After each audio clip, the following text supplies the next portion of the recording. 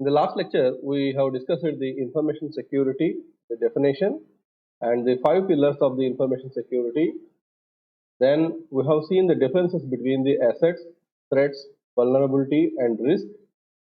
Here, threats you are supposed to understand. That means that we are going to protect what are the problems or what are the difficulties that we are going to try to protect against. These are to be threat. Vulnerability is the weakness. The risk is the intention of the assets and threats. That is, it is the intersection of the assets, threats, and vulnerabilities. So, in how many ways these threats will appear? In general, the threats will be appeared in various levels in the computer networks. So, security threat categories, those are network threats, host-based threats, and application-level threats. That means there is a possibility of hacking a particular asset if there exists a problem in the network or either in the host or either in the application that you use. That means if the application itself is having some vulnerability, then system may be compromised. If the host is having some vulnerability, your host is nothing but the operating system that is working in the computer. Okay, if the operating system is having vulnerabilities, then also there is a possibility of security attack. And if there exists a problem in the network, then the that vulnerabilities may be exploited by the attacker to compromise the network. So the security threats can be categorized broadly into 3 categories: network threats, host threats, application threats. In the network threats, spoofing, sniffing, eavesdropping, ARP poisoning, DNS poisoning, denial of service, man in the middle attack, password attacks, session hijacking, attacks on firewall and intrusion detection systems, and others will come under this network threats. Spoofing, sniffing, eavesdropping, these are the we can say these are passive threats. Passive means they only try to listen what is happening on the communication channel. Spoofing of the communication and sniffing over the communication channel. Eavesdropping is nothing but simply they will look for any important information available in the communication. So these are the passive ones. They means here the attacker won't perform any malicious intent here. He simply listens to that. That is the reason it is a bit passive. While coming to the ARP cache poisoning, DNS poisoning, denial of service, all are the active attacks. So the attacker will wantedly do some manipulations to poison the cache of the ARP.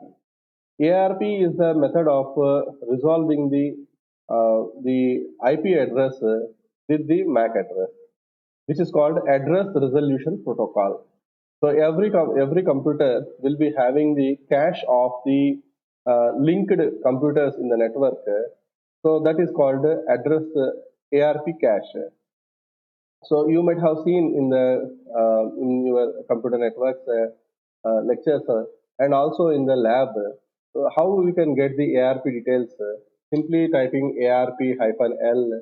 Okay, this kind of commands you will use on the command prompt to get the ARP information. So usually, if this ARP will be at the data link level, the data link level will be having 2 subcategories. One is logical link layer, another is this MAC layer. In the logical link layer, we'll be finding this the ARP and RARP, Reverse Address Resolution Protocol, which will convert the MAC address to the IP address, map the IP address to the that is MAC address to the IP address, which is called RARP, and IP address to the MAC address, which is ARP. So this cache will be poisoned so that the intended receiver is very difficult to identify, and sometimes the intruders or the attacker's system may be entered as the original destination or original IP address for the packets that will transmit over the network. So this is what is called ARP poisoning. In the same way, DNS poisoning. DNS poisoning is also like that. Whenever you search for any website or something, then if the DNS was poisoned with some duplicate entries or the entries that are related to the attacker server, then whatever the request you make, everything will go and contact to the attacker server. So you will feel that the attacker server is genuine, and you will try to communicate with the server with your username password, so that the attacker will gain the credentials of the users. So this is the way the DNS poisoning will help the attacker to gain the credentials of the user.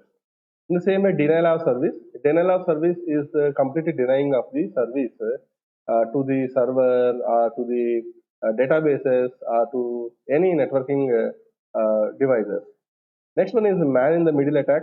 So the man in the middle is a category that the attacker will sit in the middle of the communication between the server and client, and whatever the client will send to the server, which is intended to the server, the man in the middle will hijack it, and will the attacker will transmit that request which is received from the client to the server as it is received from the client, and the server will feel that it was really received from the client, and anyhow they will make the changes of the IP addresses in the packet. They will make the changes of many other fields that are available in the packet, so that server, instead of sending the reply to the original client, it will send the reply to the man in the middle, or the attacker who will sit in the middle. So this is called man in the middle attack. Next one is password attacks, session hijacking, attack on the firewalls, intrusion detection systems. All this will come under the network threats.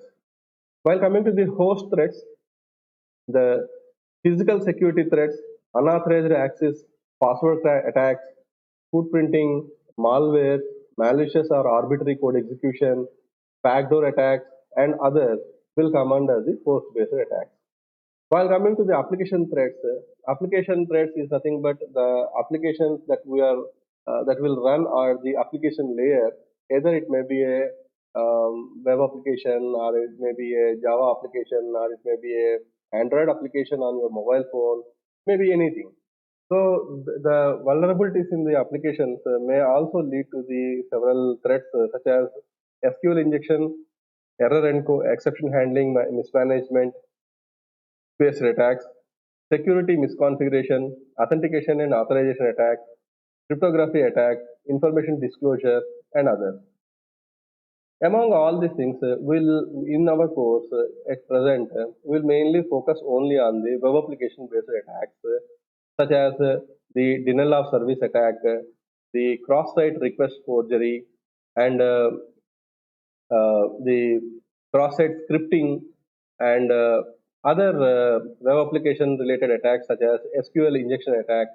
So this kind of attacks we are going to see. These are the four main categories of attacks that we are going to see in our course.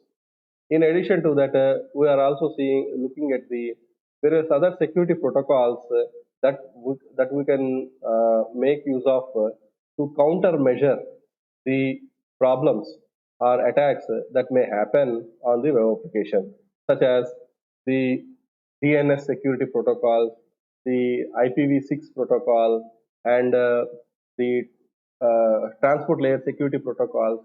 These kind of protocols also we are going to see in our course.